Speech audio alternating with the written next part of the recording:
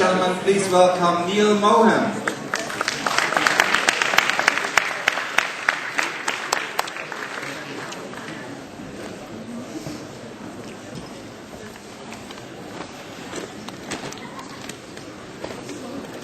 Good afternoon, everybody. It's great to have the opportunity to speak with you today, and I realize that I'm one of the last few sessions between all of us and drinks, so I'm going to try to get to the point fairly quickly. As was just mentioned, my name is Neal Mohan. I'm responsible for Google's display advertising products, consisting of the Google Display Network, our DoubleClick offerings, and monetization across our owned and operated and partner properties.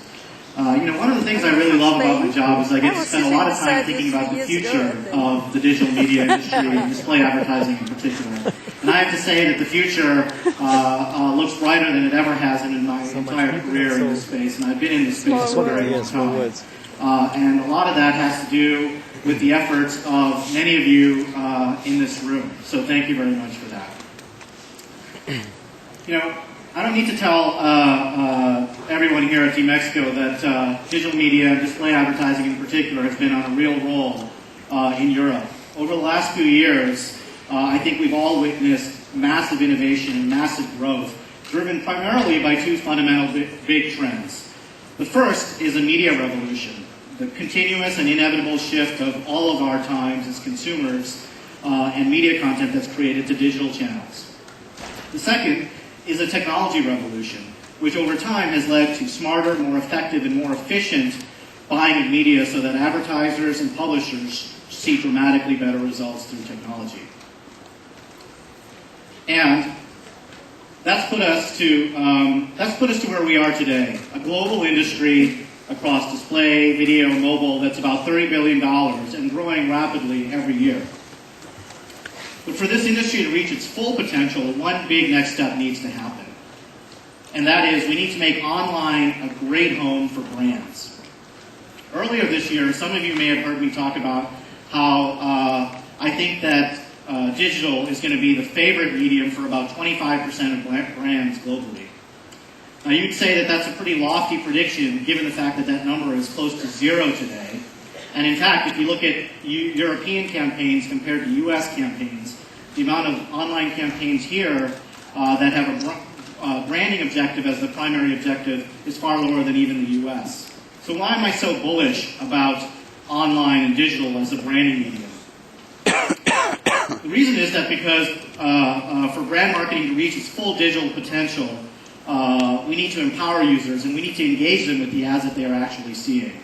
And I believe that the technology to actually make that happen on behalf of brands finally exists here today. It's something that we've been talking about for years, year in and year out. But the technology to actually make that happen hasn't all come together as it is right now. So today what I really want to do in the next few minutes is talk about how all this technology is coming together and how we can make that prediction of digital becoming the true online home for brands a reality. And I think the answer lies in reimagining the three fundamental things that brand advertisers hold near and dear to their heart: finding, engaging, and measuring the audiences that they're looking to reach. So let me start with some good news. First good news is that it's a lot easier for brands to find the audiences that they're looking to reach online. And I'm going to give you three concrete examples of this. The first one starts right here in our pockets. We live in a truly multi-screen world, as I'm sure you've heard throughout the course of the day-to-day. In the UK alone, for example, dual device ownership has doubled in the last year. Consumers shift from screen to screen depending on the context that they find themselves in during the course of the day. In short, we all as consumers live in a world where we are connected all the time, everywhere, whether we're at home, in the office, or on the go, oftentimes on multiple screens, which fundamentally changes the way that we connect with each other and the way that we consume content online. Consider the Olympics that just concluded. During the opening ceremony, for example, Google saw a huge surge in the number of searches for Paul McCartney when he was playing Hey Jude up on stage. And this was throughout Europe. What users were doing was, while they were watching the artist on television, they happened to be searching for him on another screen. And what's really amazing about that is that when users consume media on multiple devices, the amount of content consumption on each device continues to grow.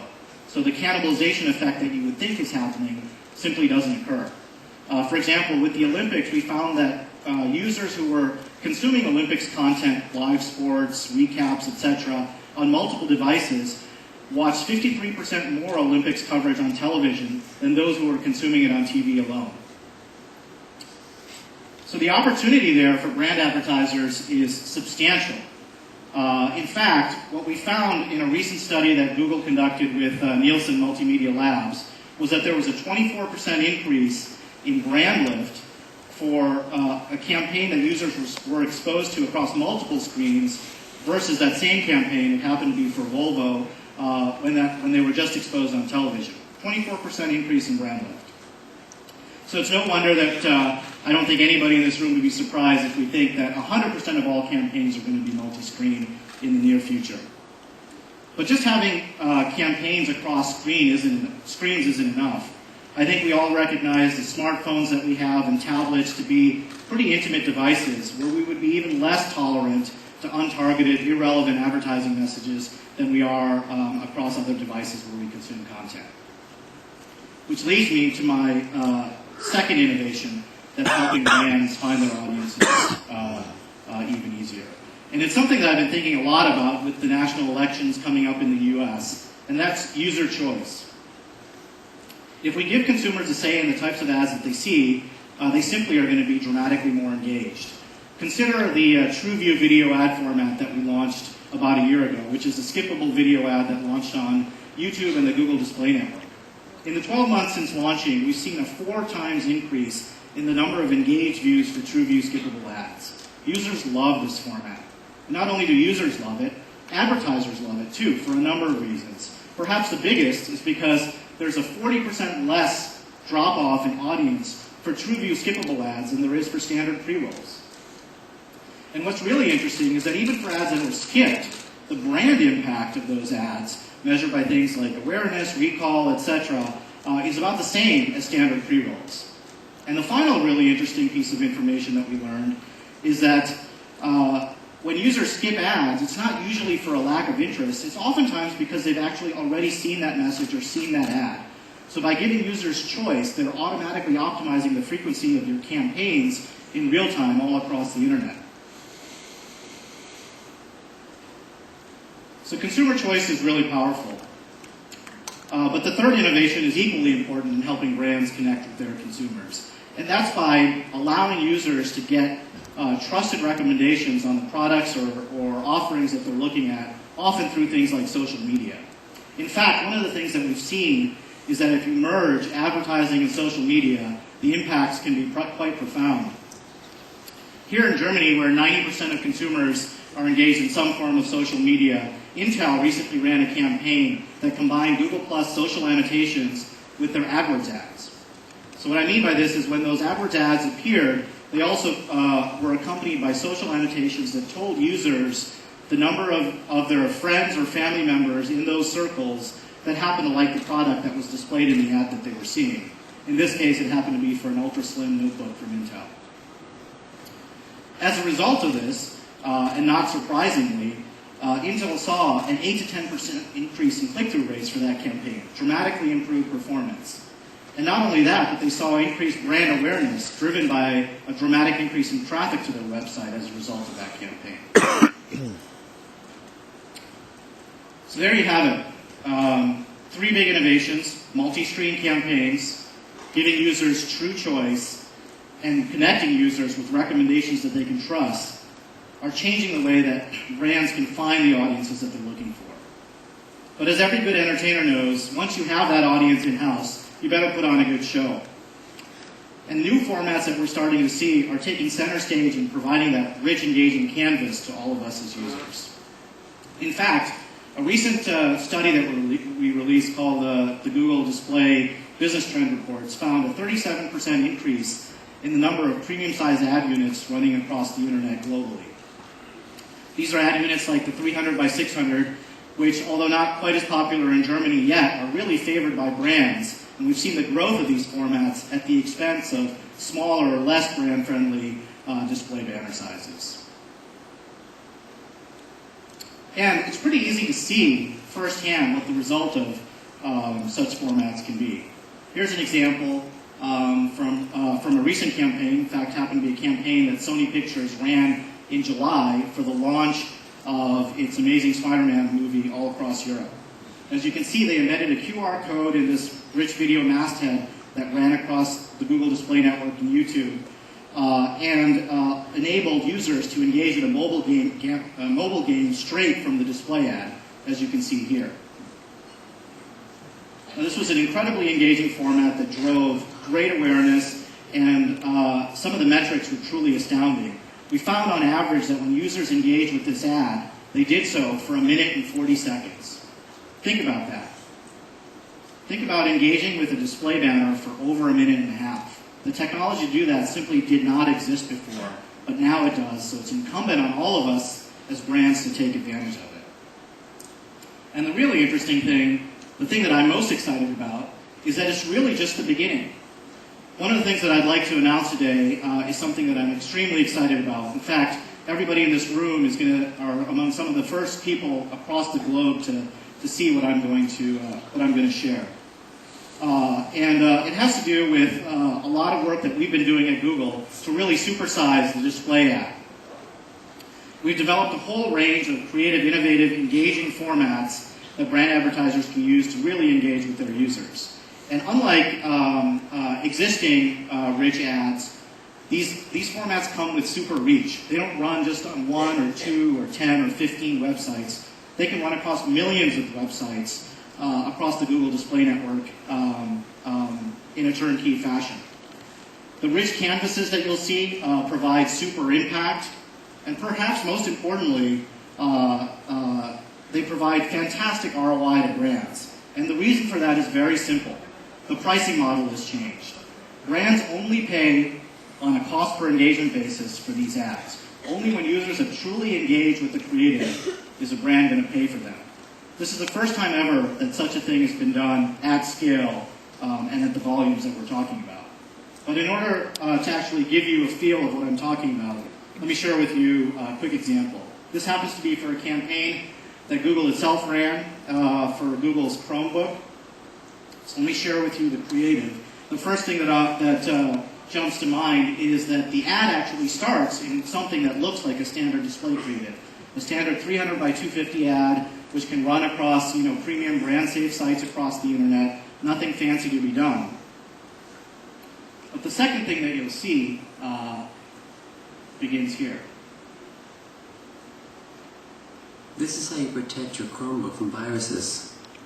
Squirt dirty little filthy hands which have been touching subway poles and shopping carts, holding hands with strangers, door handles, shaking hands at the pool, random high-fiving, dead.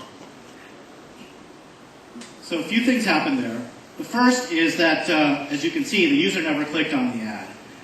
What we found is that if you move from a click to a more hover to expand type format, the engagement rates jump by 6 to 8 times. But what's really important is that there are no accidental hovers there. There's a 2-second delay to ensure that users that actually expand that creative are 100% true, 100% engaged. And so what that leads to is a 6 to 8% increase in truly engaged users with this advertiser's campaign every single time. And so you can imagine from the brand's perspective, the ROI is truly fantastic, especially if you're only paying when users actually engage in that ad. And that's what we saw when Chrome ran this campaign. And it's something that we're starting to hear from advertisers that we're rolling this and opening up the mobile type engagement that you saw in the previous ad. You could even imagine it opening up, as some of our customers are beginning to do, to an entire catalog where the users can go in and purchase products directly from within the display ad as they engage with it. The possibilities are truly limitless, which is the reason why brands are finding it truly engaging. Again, especially because they only are paying for real engagement as opposed to the traditional pricing models that exist online today. So I've talked about finding and engaging the audience. The third thing that I want to talk about is perhaps the most long-range and admittedly the most difficult challenge to solve, which is how do we actually truly measure campaign success as it relates to brands. As we all know, the click has served as the backbone for online measurement for over a decade now, and it's served us well, especially for performance advertising-oriented campaigns. But for brand advertisers, it's simply not going to be able to do the trick. In fact, last year we predicted that over 35% of all online campaigns were going to be measured by something other than a click or a conversion. In fact, the ad that we just saw with that rich engagement didn't have a click associated with it at all. There's a number of industry-wide efforts, particularly the Making Measurement Make Sense initiative, the 3MS initiative, where a number of companies are participating, including us, to give brand advertisers those measurements that they're looking for so that they can measure things like reach, frequency, and engagement. And a number of companies are doing things to bring that type of measurement to brands, just like the click did for performance advertisers over a decade ago. For our part, this is an area where Google is investing in extremely heavily. Some of you may have heard back in April, I announced the launch of the Brand Activate initiative. This was our ongoing campaign to reimagine the way online measurement occurs. And as a part of that announcement, we began a number of pilots in the US focused on a couple of key metrics, Active View and Active GRP. And the key to those metrics was not only the way that they actually measured efficacy for brand campaigns, but the fact that they were actionable and delivered in real time so that brand advertisers didn't have to do any after-the-fact analysis, but could optimize their campaigns as a result of those metrics right then and there. So let me start with Active GRP. Of course, as we all know, the GRP has been the backbone, the mainstay of traditional brand measurement for decades now. A fashion designer wants to reach 2 million women with 2 ads. GRP is the way to do it. Well, Active GRP is the online counterpart to that, which measures extremely precisely the exact reach and frequency that the desired audience segments that you're looking to reach and that you care about the most for your campaign. But the key thing is it doesn't stop there. As I said, and the reason why it has the active moniker is because you can act on it in real time. It's built seamlessly into your ad server, so you can use that as an optimization signal to change the trajectory of your campaign instead of, as we do today with television, wait for after-the-fact analysis and perhaps use those results in your next campaign weeks or months down the road. Active View does something similar in terms of going above and beyond traditional media measurement as well.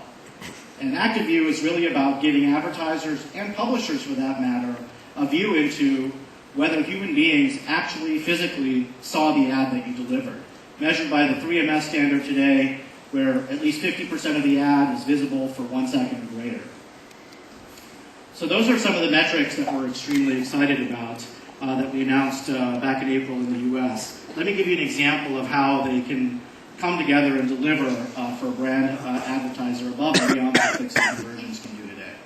So one of the things that we learned in our pilots, which may come as no surprise to folks in the audience, is that users tend to get less clicky or have a lower propensity to click the older that they are. But let's say you're a luxury car manufacturer and you want to target precisely that older audience.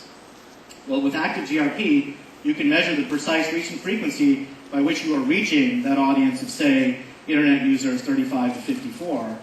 And you can layer on top of that Active View, which is the precise number of human beings in that target demographic that actually saw your ad.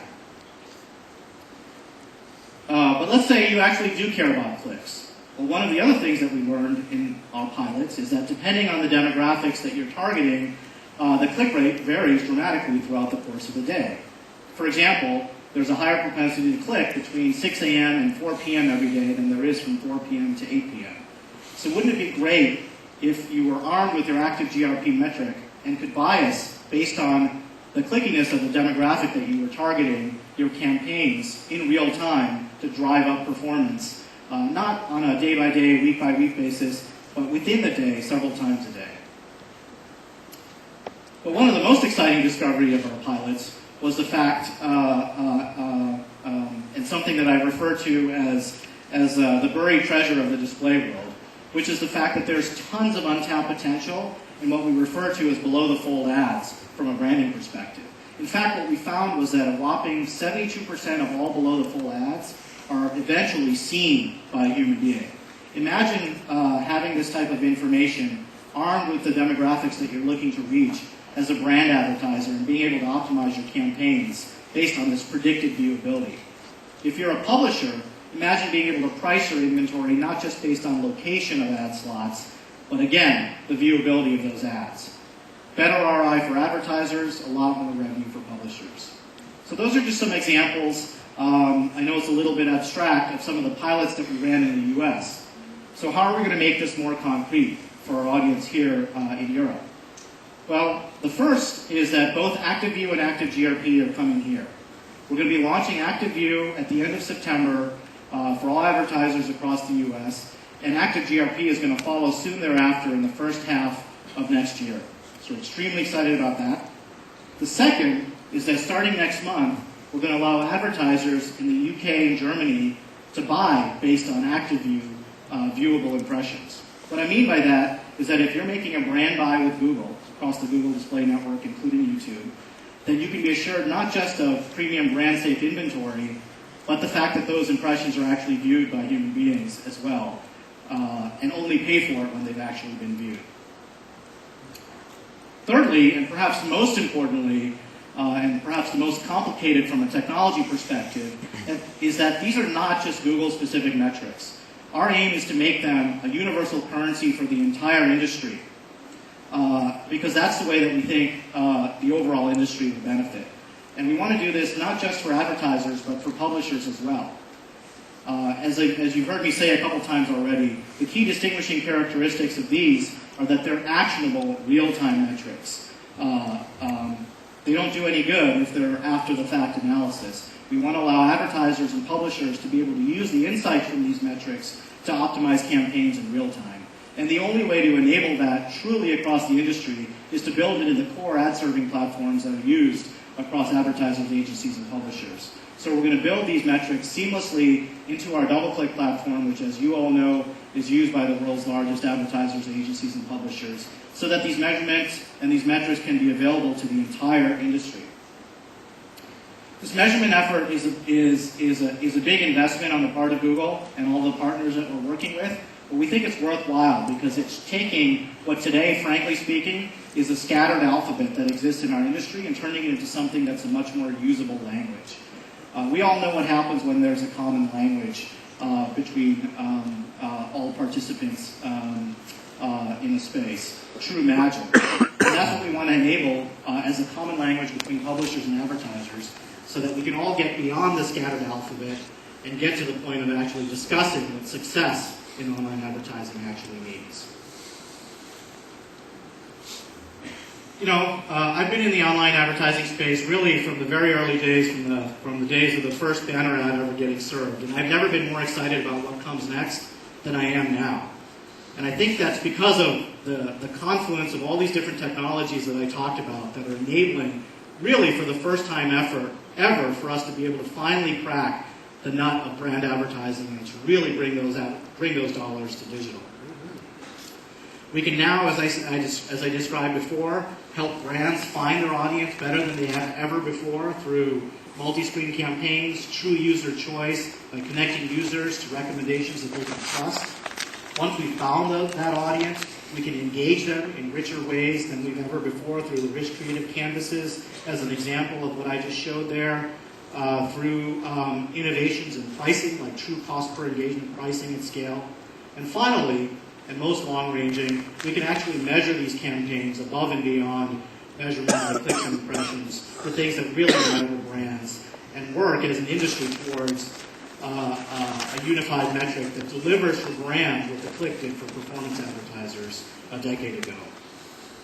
We're betting really big on brands, and we think that by helping them find, engage, and measure their audiences much more dramatically, the real question will become not just whether 25% of brands declare digital as their favorite channel, but why is that number not 100%? You know, I'm sure if we all think back, we can all remember TV campaigns that we remember from our childhood, you know, a decade ago, 20 years ago, what have you, that made an emotional connection with us. They might have been funny, they might have provoked some thought, they might have been cool for one reason or the other, but the point is that we still remember them. And that's what good advertising can do. It can go beyond just information to making that magical connection with users. And I think the challenge before all of us today is how can we make the same thing happen in the digital channel?